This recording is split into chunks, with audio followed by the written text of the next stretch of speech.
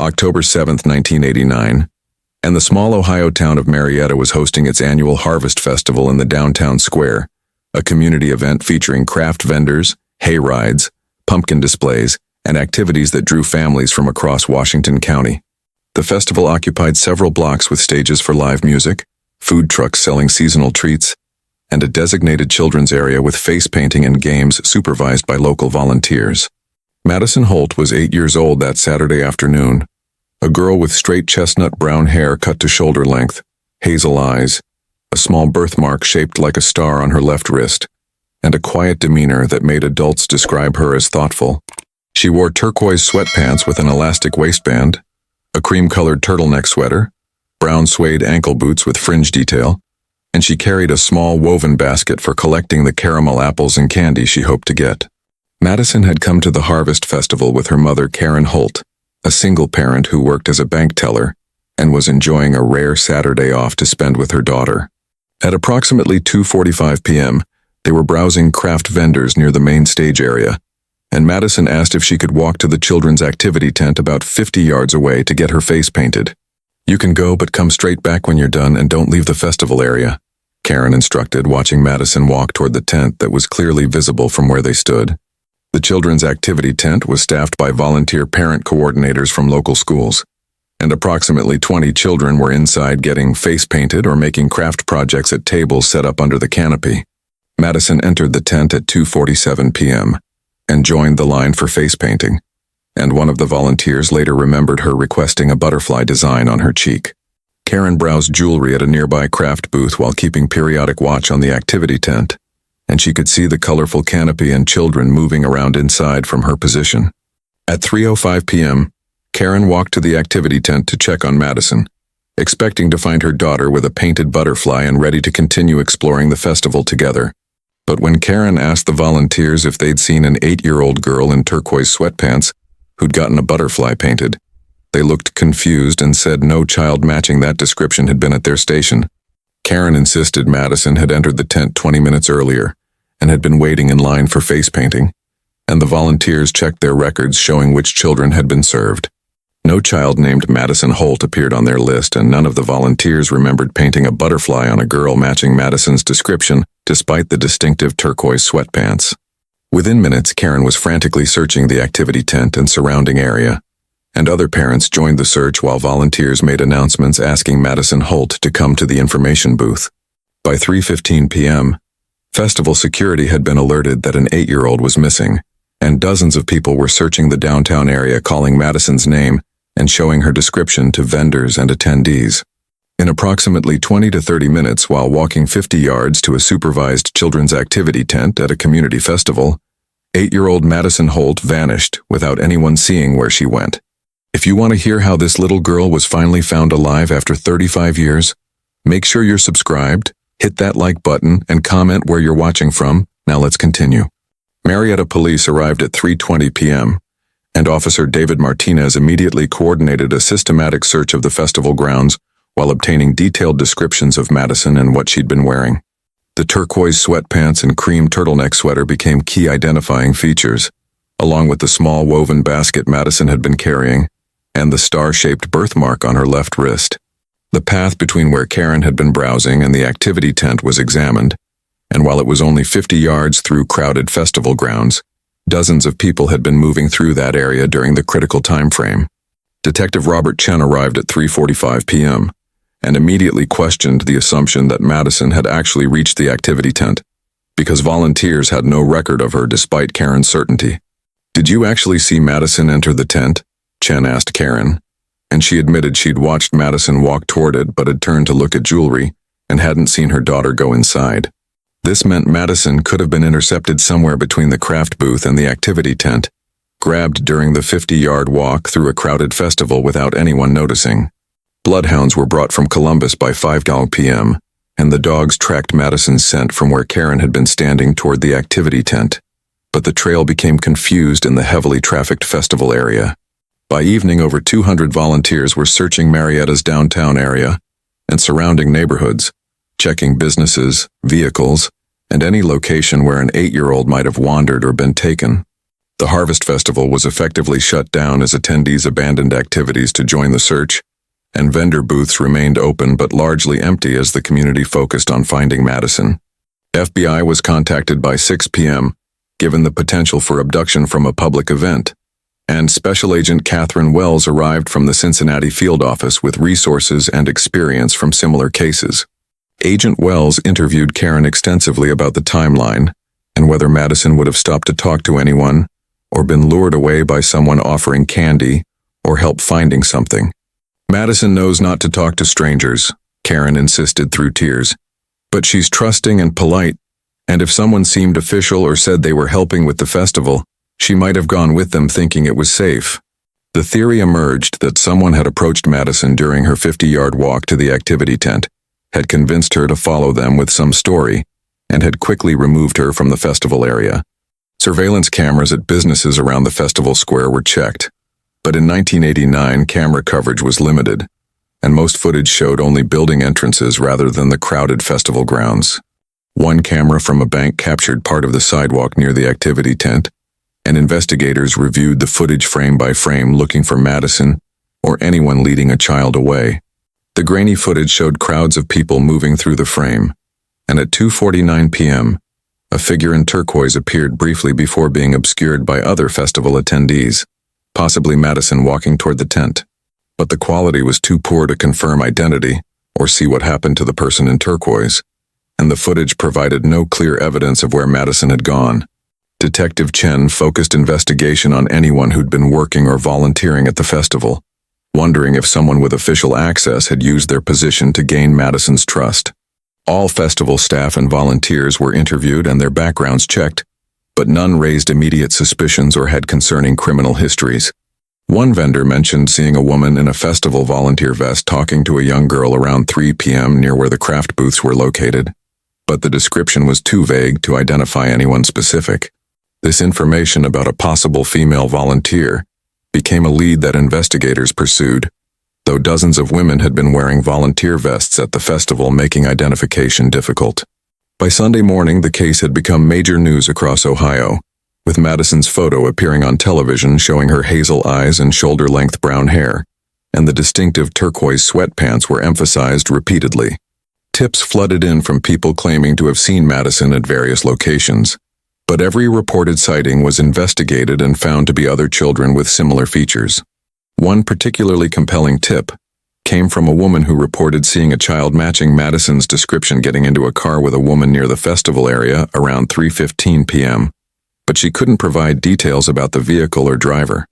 This sighting was investigated extensively, and police issued alerts for anyone who'd seen vehicles leaving the downtown area during the critical time frame, but without license plates or makes the lead went nowhere.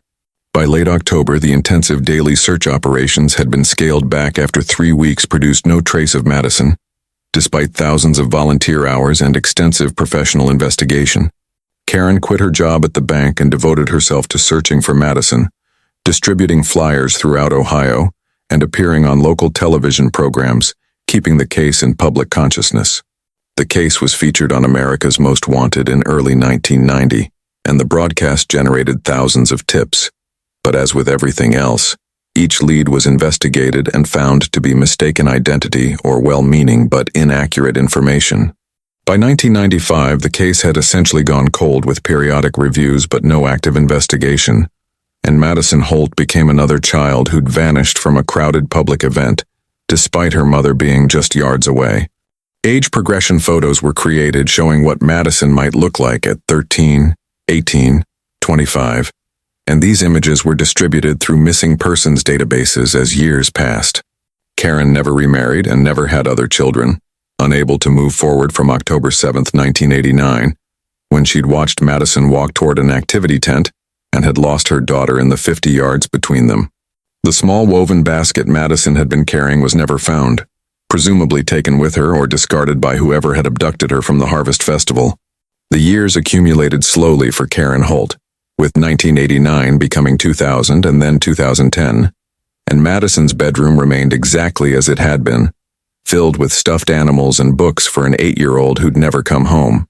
Karen became an advocate for missing children, working with organizations to improve security at public festivals and pushing for better protocols when children disappeared from community events. She testified before the Ohio legislature about the need for immediate response systems and standardized procedures, and her advocacy helped pass laws requiring festival organizers to have emergency protocols and designated child safety coordinators. Detective James Morrison took over the cold case in 2010, and he was troubled by how little physical evidence existed beyond witness statements that had led nowhere and grainy surveillance footage that showed nothing conclusive. Morrison used modern databases and social media to search for adult women who might match Madison's age and general description, but had questionable origin stories or gaps in their early childhood documentation. By 2020, Madison would have been 39 years old, and age progression photos showed a woman with chestnut hair and hazel eyes who might have resembled Karen, though the family feared she died in 1989. True crime podcasts discovered Madison's case in the late 2010s, and several shows featured detailed episodes about the Harvest Festival disappearance and the 50-yard walk that had ended in vanishing. In June 2024, a woman named Emma Cooper living in Oregon contacted a genealogist after taking a DNA test and discovering unexpected results that didn't match the family history she'd been told her entire life. Emma, age 42 and working as an elementary school teacher in Portland, had been raised by her Aunt Virginia Cooper, who died in 2022, and she'd always believed her parents had died in a car accident when she was young. Virginia told me my parents died when I was 8 and she took me in and raised me, Emma explained to genealogist Maria Santos. But I never saw death certificates or had documentation, and it always felt like there were gaps in the story. The DNA test results showed Emma had close genetic matches to people with the surname Holt in Ohio, and further investigation revealed she was a biological match to Karen Holt, who'd been in missing persons databases for decades. Maria immediately contacted Ohio State Police, and Detective Sarah Chen from the Cold Case Unit began comparing Emma Cooper's DNA against Madison Holt's profile that had been entered into databases when the technology became available. The DNA analysis took 8 weeks, and when results came back in August 2024, they showed a 99.96% probability that Emma Cooper was biologically Madison Holt, missing since October 1989 from the Marietta Harvest Festival. The confirmation sent shockwaves through the cold case community and made international headlines. Madison Holt had been found alive at age 42, living in Oregon under the name Emma Cooper. Detective Chen's investigation revealed that Virginia Cooper had been at the Marietta Harvest Festival on October 7, 1989, though she'd lived in West Virginia and had no apparent connection to Ohio or the Holt family. Virginia's background showed she'd lost her only daughter to leukemia in 1987 at age 6, and she'd apparently never recovered from the loss, becoming increasingly unstable according to former neighbors. Chen theorized that Virginia had been at the festival and had seen Madison walking alone toward the activity tent, and in her grief-stricken and disturbed state, she'd decided to take the child to replace the daughter she'd lost. The woman in a festival volunteer vest that a vendor had reported seeing talking to a child matched Virginia's description from photographs, and it appeared she'd posed as a volunteer to gain Madison's trust. Virginia had apparently told Madison there was a problem with her mother, or that Karen needed her to come quickly, and Madison had followed her willingly, trusting an adult who seemed official. Once Virginia had Madison away from the festival crowds, she'd taken her to a car parked nearby and had driven immediately to West Virginia, and over the following weeks and months, she'd convinced the 8-year-old that her mother had died and Virginia was her aunt taking care of her. Emma had fragmented memories of life before Virginia, but she'd been told these were dreams or confusion from trauma after losing her parents, and as a child, she'd accepted the explanations. "I always felt like something was missing," Emma told investigators. "I had these vague impressions of a different life, a different woman who wasn't Virginia, but I thought they were just childhood imagination or grief memories." The revelation that Emma Cooper was Madison Holt devastated and transformed her understanding of her entire life, learning at age 42 that she'd been kidnapped, and that everything she'd believed about her origins was a lie. Detective Chen handled the situation with extraordinary sensitivity, connecting Emma with therapists who specialized in recovered missing persons and the complex trauma of discovering your identity had been stolen. Emma was shown photos and videos of herself as Madison before the abduction, seeing the turquoise sweatpants and cream turtleneck sweater, and the star-shaped birthmark on her left wrist that she'd always had but never questioned. "That's me," Emma said quietly, looking at childhood photos. "I can see myself in that little girl's face, but I don't remember being her. I don't remember the woman who was my real mother, and that's devastating."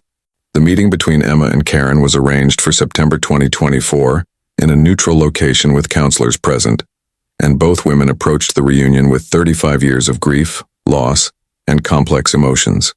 Karen recognized elements of Madison in Emma's face despite over 3 decades of aging, and she brought childhood photos and videos to show Emma the 8-year-old she'd been before Virginia Cooper had taken her.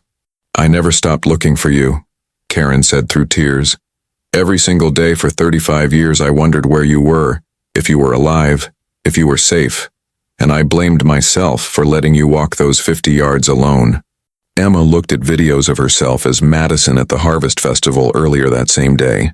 Footage Karen's friend had taken showing a happy 8-year-old enjoying the festival, and she felt overwhelming emotions seeing evidence of the life stolen from her. "I don't consciously remember that day or you," Emma told Karen, "but seeing these videos and photos, something feels familiar, like my brain is trying to tell me I knew you even though I can't access the memories." Virginia Cooper's journals from the late 1980s were discovered among her belongings after her death, and they revealed the depth of her mental illness and obsession with replacing her deceased daughter. "I saw a beautiful girl at the festival who looked so much like my Sarah," one entry from October 1989 read, "and I knew Sarah had been sent back to me, and I just had to bring her home where she belonged." The journals described how Virginia had purchased a festival volunteer vest at a thrift store, specifically to appear official, and how she'd approached Madison claiming there was an emergency with her mother. "She came with me so trustingly," Virginia wrote. "She thought she was helping, and by the time she realized something was wrong, we were in my car driving away, and I told her everything would be okay." Over the following months, Virginia had moved from West Virginia to Oregon to put distance between them and Ohio, and she'd homeschooled Emma initially to avoid questions about her background. By the time Emma entered public school at age 12, she'd fully accepted her identity as Emma Cooper, whose parents had died, and Virginia had obtained fraudulent documents that allowed her to navigate society without raising suspicions. The star-shaped birthmark on Emma's left wrist had been a constant identifying feature, but Virginia had told her it was something she'd been born with in her Cooper family, and Emma had never questioned it. Emma struggled with complex feelings about Virginia, unable to completely hate the woman who'd raised her even knowing she'd been kidnapped, because Virginia had provided stability and education and what seemed like genuine love. "Virginia gave me a good life in many ways," Emma explained. "She made sure I did well in school. She supported my teaching career. She was there for me through everything, but she also stole me from my real mother and kept me from knowing who I really was." Karen struggled with anger toward Virginia for the 35 years stolen from them, but she was also grateful that Madison had been raised well and had survived, unlike so many abducted children. "I'm glad Virginia didn't hurt you physically," Karen told Emma, "and I'm grateful you had education and opportunities, but she stole 35 years we should have had together, and that's something I'll never forgive." Emma's husband and 2 teenage children were supportive, though they struggled to process that their wife and mother had been a missing child from Ohio with an entire family they'd never known about. The case brought renewed attention to the vulnerability of children at public festivals and how quickly they can be taken even when parents are nearby and trying to be vigilant. Emma chose to legally become Emma Madison Cooper Holt in October 2024, embracing both identities and honoring the life she'd built for 42 years, while reclaiming the name and family that had been stolen from her. She traveled to Ohio in November 2024 to visit Marietta and stand in the downtown square where the Harvest Festival had been held 35 years earlier, trying to trigger memories that remained frustratingly out of reach. "I don't remember being here," Emma told reporters who'd gathered, "but standing in this place knowing this is where my life changed forever, where Virginia took me from my mother, it feels significant even if I can't access the actual memories." Ohio installed a memorial in the downtown square, with Emma's photo from both 1989 as Madison and 2024 as Emma, along with text explaining the case and emphasizing child safety at public events. The memorial reads, "Madison Holt taken 1989, Found Alive 2024, a testament to a mother's love and the power of DNA technology, transforming the site of tragedy into a symbol of hope. Emma met extended family members she'd never known, aunts and uncles and cousins who remembered the 8-year-old Madison and who'd helped search for her 3 decades earlier. They shared stories about Madison's personality and interests, helping Emma understand who she'd been before Virginia had taken her and created the Emma Cooper identity. "You loved art and drawing," one aunt told Emma, "and you were always making pictures and giving them to family. And it's amazing that you became a teacher working with children. Like some part of who you were stayed with you." Karen and Emma worked to build a mother-daughter relationship despite being essentially strangers, and they found connection through shared experiences and the biological bond that DNA had confirmed. Emma introduced Karen to her grandchildren, teenagers who were fascinated to learn about their grandmother in Ohio, and the dramatic story of how their mother had been a missing child found decades later. The case inspired legislative changes in Ohio, requiring enhanced security protocols at festivals and public events, including mandatory child identification stations and immediate lockdown procedures when children go missing. Madison's law also required that adults volunteering at children's activities undergo background checks and wear verified credentials that couldn't be easily replicated by predators. Emma established a foundation supporting adults who discover they were kidnapped as children, providing resources for DNA testing, therapy, legal assistance, and help navigating the complex process of integrating 2 identities. Within its first year, the foundation facilitated 14 identifications of long-term missing persons, proving that DNA databases were revealing numerous cases of children taken decades earlier and raised under false identities.